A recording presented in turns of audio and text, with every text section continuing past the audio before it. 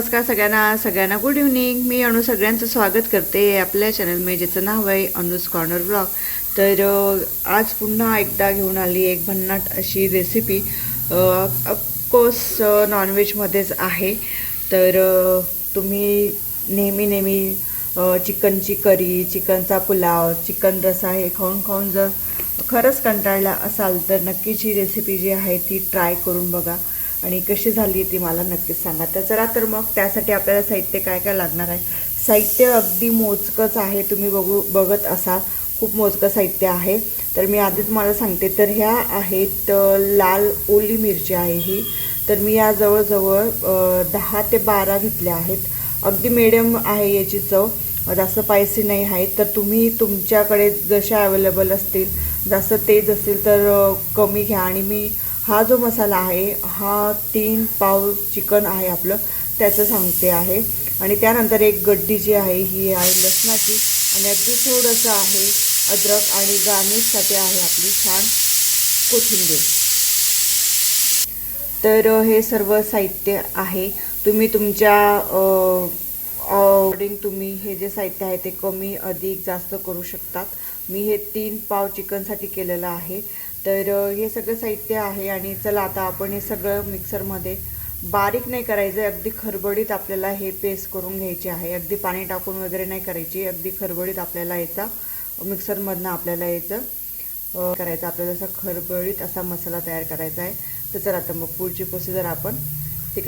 तर या ठिकाणी मी एक पॅन घेतला आणि त्यात 2 ते 3 पळी छानपैकी तेल गरम करून घेतलं आहे। आणि तेल गरम झाल्यावर थोडं जिरं आणि मोहरी याची फोडणी दिली आहे। त्यानंतर मी जो मसाला होता आपला, म्हणजे मिरची अद्रक लसूण होतं ती अशी खळबळीत पेस्ट करून घेतली आहे। याच्यात त्यांना मी थोडंसं पाणी ॲड केलेलं होतं, म्हणून त्याचा कलर जो आहे ना तसा येलो झालेला आहे। तुम्ही पाणी न टाकता तुम्ही ह्या मिरच्या जर वाटण करणार ना तर याचा कलर पूर्ण लाल होऊन जाईल।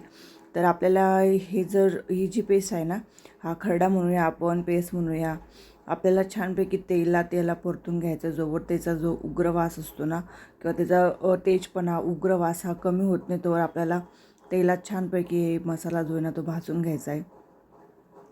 तेल सुटेपर्यंत आपल्याला याला छान भाजून घ्यायचं आहे।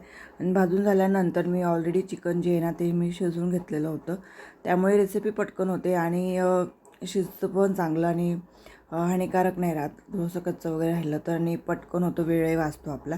तुम्हाला जर या मसाल्यातच तुम्हाला कच्चं जर चिकन आपण यात ॲड केलं तरीसुद्धा चालेल, न शिजवता आहे, पण मी आधी शिजवून घेतलेलं होतं।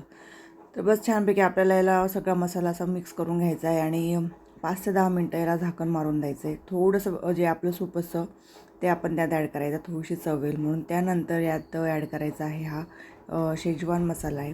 तुमच्या आवडीनुसार तुम्ही कमी अधिक किंवा नाही पण टाकू शकता, स्किप पण करू शकता, पण मी यात टाकलेला होता। थोडंसं असं ना चायनीज डिशसारखी याची थोडीशी चव येऊन जाते, चवीला थोडं टेस्टी लागतं म्हणून।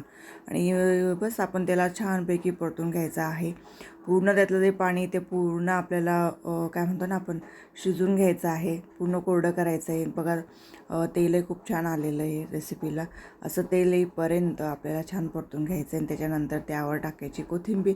अगदी सोपी रेसिपी आहे आणि खूप पटकन होणारी आहे, टेस्टी आहे। तर बस या ठिकाणी आपली जी रेसिपी ती तयार झालेली आहे।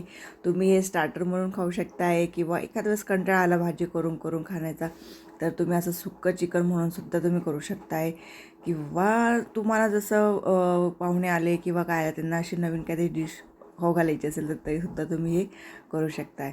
मुलांनी तर तेव्हाच ही डिश संपवली होती, खूप आवडली होती त्यांना ही डिशसुद्धा। तर हा होता आजचा व्हिडिओ। खूप लवकर होणारी रेसिपी, नक्की ट्राय करा, एकदा तरी कमेंट्समध्ये सांगा। व्हिडिओ कसा वाटला नक्की लाईक, शेअर आणि सबस्क्राईब करा। तोपर्यंत शुभ दुपार, बाय बाय।